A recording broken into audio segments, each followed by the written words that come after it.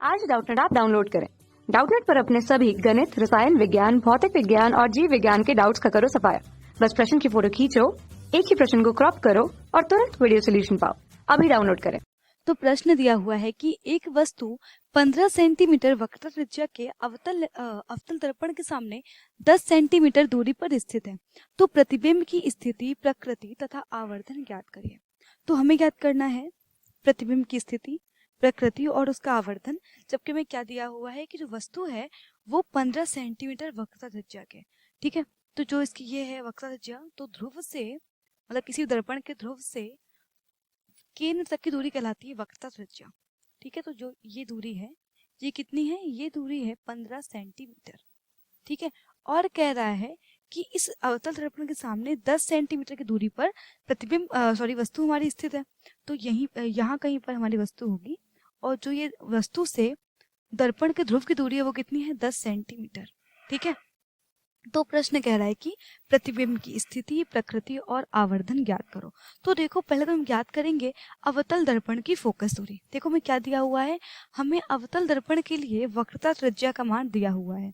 तो r बराबर दिया हुआ है 15 सेंटीमीटर, ठीक है। और देखो 15 सेंटीमीटर ये दिया हुआ है हमें वक्रता त्रिज्या। अब देखो जैसे कि हम जानते हैं वक्रता त्रिज्या और फोकस दूरी में संबंध कि जो फोकस दूरी होती है वो क्या होती है? फोकस दूरी वक्रता त्रिज्या की आधी होती है। मतलब कि ये कि फोकस बिंदु हमारा यहाँ कहीं पे होगा बीच में, ठीक है। तो F बराबर क्या होता है? F बराबर होता है r/2, ठीक। तो अगर F बराबर r/2 होता है तो यहाँ से r का मान कितना है? r का मान तो यहाँ पर है 15 सेंटीमीटर, तो ये हो जाएगा 15/2। तो F बराबर कितना आ गया? 15/2 सेंटीमीटर। और देखो जैसे कि हम जानते हैं कि जो फोकस बिंदु होता है अवतल दर्पण का, वो चूंकि अवतल दर्पण के बाईं ओर स्थित होता है और चिन्ह परिपाटी के अनुसार बाईं ओर के सारे चिन्ह ऋणात्मक होते हैं, तो इसलिए अवतल दर्पण की फोकस दूरी कैसी आएगी?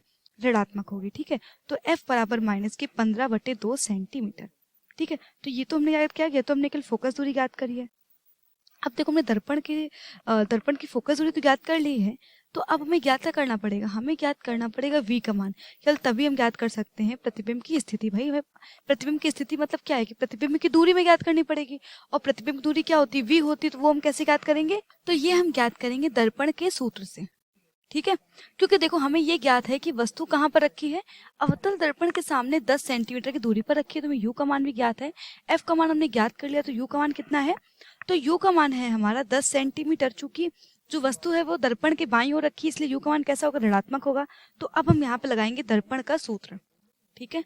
तो दर्पण के सूत्र से, दर्पण के सूत्र से, तो दर्पण का सूत्र क्या होता है? तो ये होता है 1/v + 1/u बराबर 1/f, ठीक। तो 1/v का मान तो हमें ज्ञात करना है, u का मान कितना? तो ये हो जाएगा 1/-10 और 1/f तो ये हो जाएगा -2/15, ठीक। तो यहाँ से आ जाएगा 1/v बराबर -2/15 प्लस का 1/10, तो ये आ जाएगा 1/v बराबर 150, और ये हो जाएगा -20 + 15। तो 1/v बराबर हो जाएगा, ये हो जाएगा -5/150, तो ये होगा 1/v बराबर -1/30। तो यहाँ से अगर देखो तो v का मान कितना आ गया? यहाँ से v का मान आ गया -30 सेंटीमीटर। इसका मतलब क्या है? इसका मतलब ये है कि जो प्रतिबिंब है वो दर्पण के आगे कहीं, यहीं पर दर्पण के आगे कहीं 30 सेंटीमीटर की दूरी पर बन रहा होगा, ठीक है। तो दर्पण के आगे कहीं 30 सेंटीमीटर की दूरी पर, 30 सेंटीमीटर की दूरी पर हमारा प्रतिबिंब बन रहा होगा, ठीक है। इसको आई से हम रिप्रेजेंट कर रहे हैं, ठीक है। तो यहाँ पे कहीं 30 सेंटीमीटर की दूरी पर प्रतिबिंब बन रहा होगा, ठीक है। अब हमें ज्ञात करना है प्रतिबिंब की प्रकृति और आवर्धन। देखो तुम्हारा प्रतिबिंब होगा वो कैसा होगा? वास्तविक होगा, क्योंकि अवतल दर्पण द्वारा बने प्रतिबिंब कैसे होते हैं? वास्तविक होते हैं। और चूंकि जो ये चिन्ह आया वो ऋणात्मक आया है, इसलिए जो हमारा बना हुआ प्रतिबिंब है वो क्या होगा? वास्तविक होगा, ठीक है। अब हम ज्ञात करेंगे आवर्धन। तो दर्पण के लिए आवर्धन का सूत्र क्या होता है? तो आवर्धन का सूत्र होता है m बराबर -v/u। तो अब हम यहाँ पे मान रख देंगे। तो v का मान कितना है? तो देखो v का मान निकल के आया है 30 सेंटीमीटर। तो हम यहाँ पे रखेंगे चिन्हों के साथ मान रखेंगे, तो माइनस के 30 और u का मान कितना था, तो u का मान था माइनस के 10, तो ये हो जाएगा माइनस के 30/10। तो यहाँ से जो आवर्धन है वो कितना निकल के आएगा, माइनस के 3। ठीक है, तो m बराबर माइनस के 3 आ गया। इसका मतलब क्या है कि जो प्रतिबिंब है वो वस्तु की तुलना में 3 गुना बनेगा। ठीक है, तो हम कह सकते हैं कि जो हमारा प्रतिबिंब है वो वस्तु की तुलना में 3 गुना बन रहा होगा। और चूंकि देखो चिन्ह कैसा आया, चिन्ह हमारा ऋणात्मक आया, तो इसलिए हम कह सकते हैं कि जब ये रेखा ऐसे जाएगी आगे, ठीक है, तो ऐसे कहीं हमारा प्रतिबिंब बन रहा होगा, ऐसे फोकस से जाते हुए।